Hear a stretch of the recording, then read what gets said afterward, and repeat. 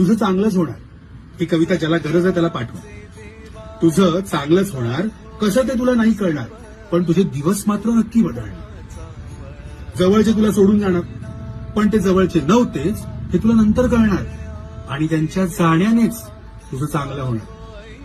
तुझी कदाचित वाट लागणार, तू सफर होणार, तू एकटा पडणार, पण यातून तुला स्वतःची किंमत कळणार आणि तुझं चांगलंच होणार. तुझी चूक नसताना तुझ्यावर खापर फुटणार.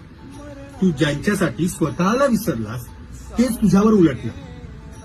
पण यातनं तू माणसं ओळखायला शिकणार आणि तुझं चांगलंच होणार.